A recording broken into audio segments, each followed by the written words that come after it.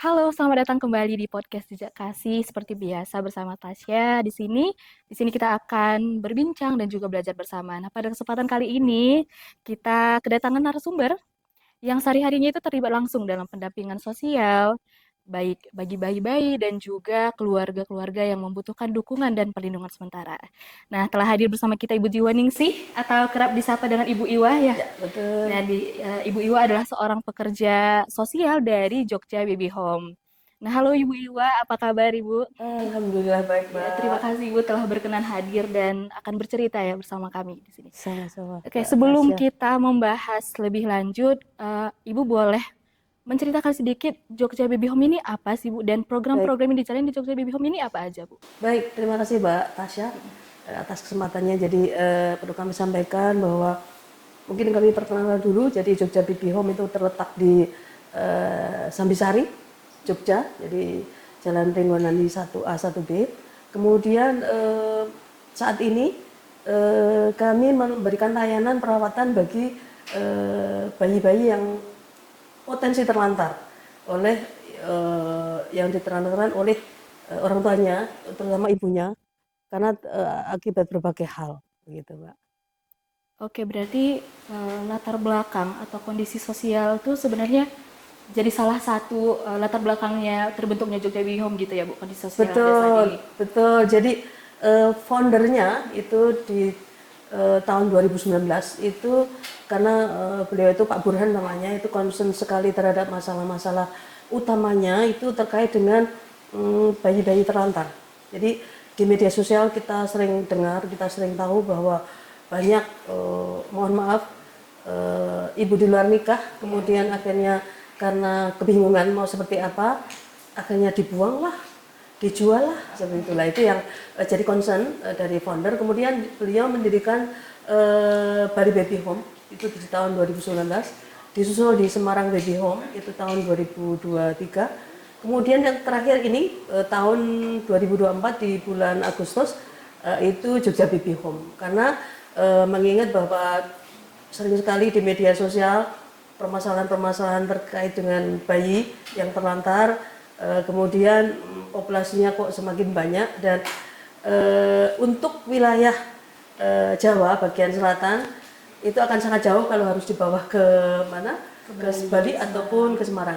Nah itulah akhirnya dibuatlah di Jogja, karena bagi founder itu setiap kehidupan harus dihargai. Motonya Dengan seperti itu. tagline-nya, Betul, tagline-nya Jogja ya. Baby Home. Itu Mbak. Oke, untuk Jogja Baby Home ini sendiri berdiri dari tahun berapa? Tahun bulan Agustus tahun 2024. Oh, berarti Ya, sudah hampir 3 tahun ya? hampir Hampir, hampir 2 tahun. iya hampir 2 tahun, Hampir 2 benar. tahun. Ya, betul. 3 tahun. Oke.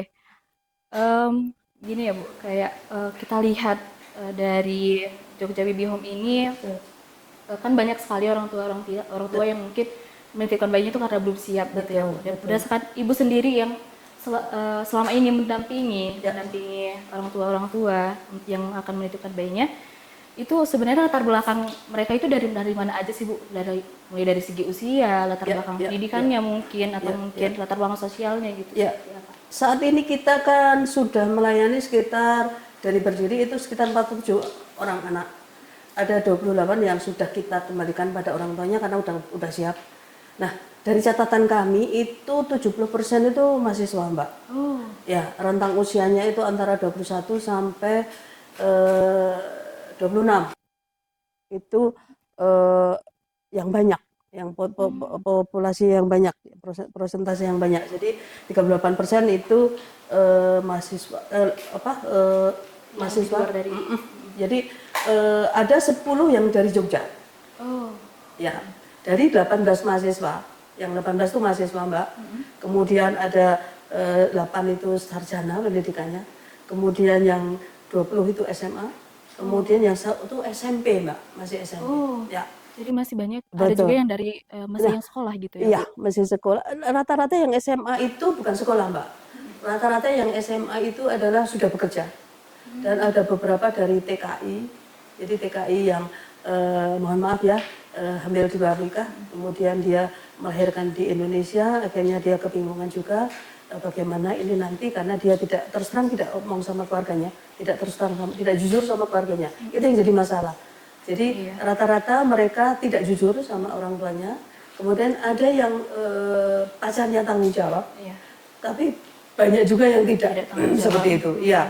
Jadi bagi mahasiswa-mahasiswa yang ingin melanjutkan itu bisa menitipkan perawatannya pada kita, karena mereka biar bisa selesai kuliahnya seperti itu. Nah, untuk masuk pun kita akan seleksi Mbak, jadi tidak semuanya akan tidak diterima. semuanya akan kita terima karena kita akan lihat latar belakang permasalahannya juga yang kita dalami sehingga kita bisa memberikan solusi. Itulah gunanya saya pekerja sosial untuk assessment namanya, seperti screening. Jadi tidak bisa semuanya karena tidak semua kasus itu diselesaikan di yayasan. Ada juga yang bisa langsung kita berikan solusi dan mereka bisa menyelesaikan di keluarganya. Iya.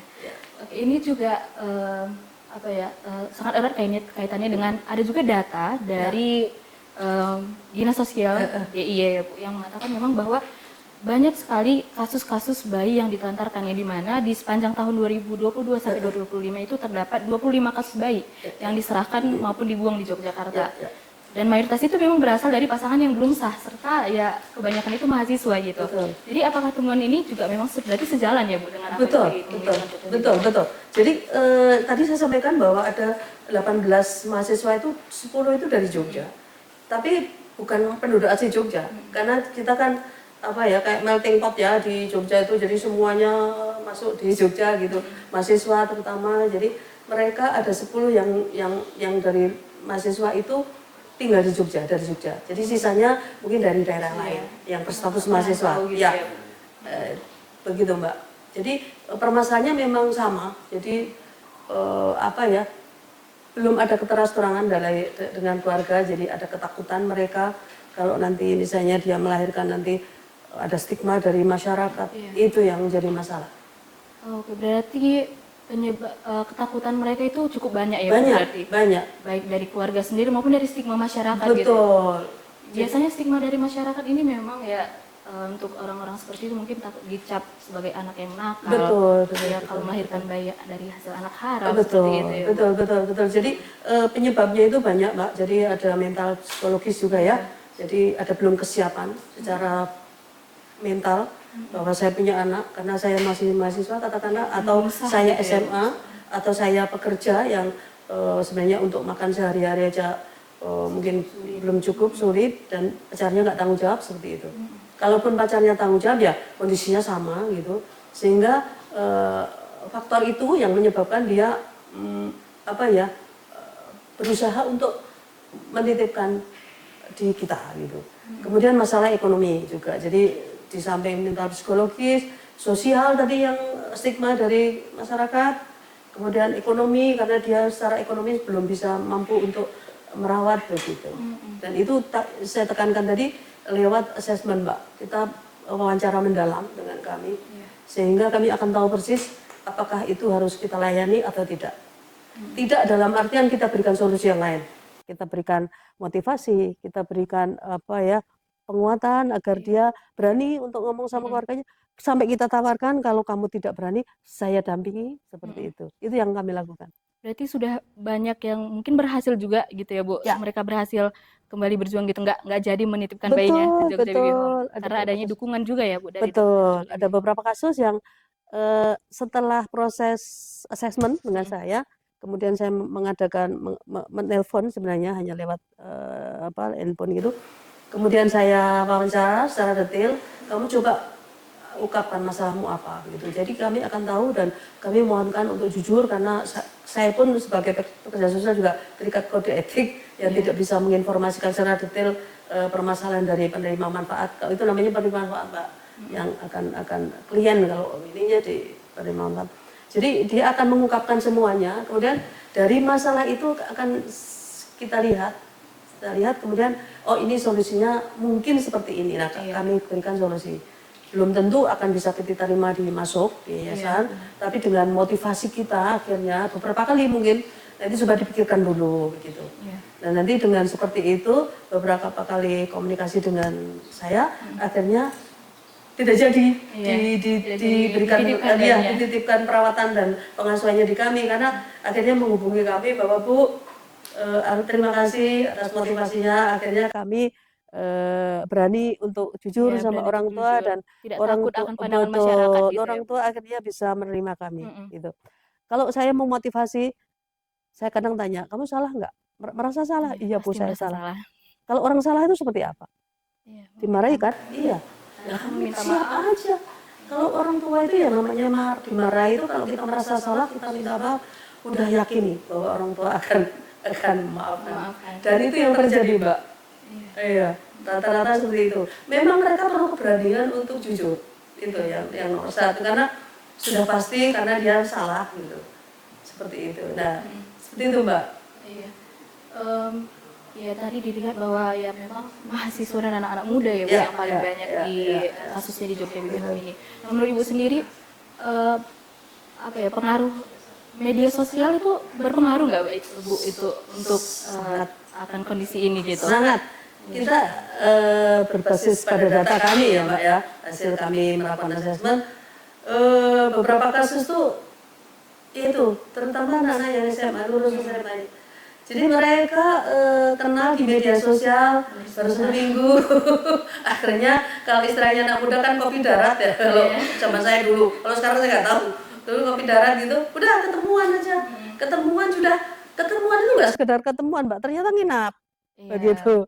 Nah, nginap ya di hotel-hotel yang sekarang kan dimanapun banyak sekali ya hotel-hotel yang melatih yang mungkin bisa untuk. Nah di situ terjadi. Jadi kalau saya tanya kamu berapa kali gitu, maaf ya Mbak ya, kok bisa sampai hamil gitu.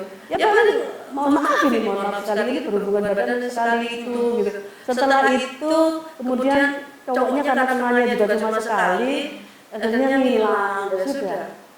Ya, kadang kesiapan menjadi orang tua juga penting ya Bu. Betul. Dimana mungkin kondisi anak seperti itu juga mungkin dari parenting orang tuanya betul. yang mungkin kurang mengawasi anaknya. Sangat penting. Jadi pola asuh di keluarga. Nah itu yang utama dulu memang dengan membanjirnya media sosial seperti ini, yang setiap anak baru berusia berapa tahun saja bisa buka dan sebagainya, bisa browsing. Nah ini yang perlu orang tua untuk hati-hati di situ. Paling tidak minimal di lingkungan keluarga dulu untuk diberikan edukasi, kemudian bagaimana mereka bergaul dengan baik dengan teman-temannya, kemudian fondasi agama yang penting juga, yang akhirnya membentuk anak itu tidak gampang terjerumus betul Mbak. Oke, baik Bu, ya nggak terasa ya Bu, kita udah hampir sampai di penghujung pembicaraan kita hari ini. Nah, untuk penutup Bu, mungkin boleh dikasih pesan untuk pendengar kita, ya baik untuk pendengar kita yang masih anak-anak muda maupun untuk masyarakat juga, apa yang bisa Ibu sampaikan ke pendengar kita kali ini? Baik, saya mengulang tadi Mbak, jadi betapa keluarga itu faktor utama untuk memberikan edukasi, kemudian membentengi anak-anaknya agar mereka punya perilaku yang baik, kemudian pendidikan yang baik, fondasi agama itu yang penting untuk preventif ya Mbak. Kemudian kalaupun memang sudah terjadi, jadi ada preventif, ada promotif, ada kuratif ya. Untuk preventifnya di pihak keluarga ya sudah terima saja, diberikan support yang baik, supporting sistemnya itu harus baik karena sudah terlanjur. Gitu. Dan untuk masyarakat, masyarakatnya sendiri, mohon untuk tidak menstigma, karena itu ya bagaimanapun itu bisa terjadi pada siapa saja. Apabila itu memang dari lingkungan keluarga yang kurang memberikan perlindungan yang baik, ada pengetahuan dan bahwa no sex before marriage. Nah itu yang penting bagaimana mengedukasi anak-anak ini dari mereka umur sedini mungkin. Karena kalau yang kita ketahui bahwa anak dari dia usia tertentu yang dia sudah bisa diberikan edukasi itu harus dikasih tahu bahwa barang apa badan mana yang boleh disentuh, mana yang tidak. Nah itu harus diberikan sedini mungkin. Itu yang harus dilakukan. Oke, Ibu Iwa, terima kasih banyak Ibu Iwa atas waktunya, atas waktu pengalaman dan juga wawasan dari Ibu Iwa ya. Semoga apa yang dibagikan hari ini bisa bermanfaat untuk pendengar kita, baik anak-anak muda maupun masyarakat seperti itu. Dan terima kasih juga untuk seluruh pendengar yang udah mendengarkan perbincangan kita pada hari ini. Semoga perbincangan ini menambahkan wawasan dan juga pengetahuan pendengar semua. Ya, saya Tasya Gininta Surbakti, pamit undur diri dan sampai jumpa di episode selanjutnya.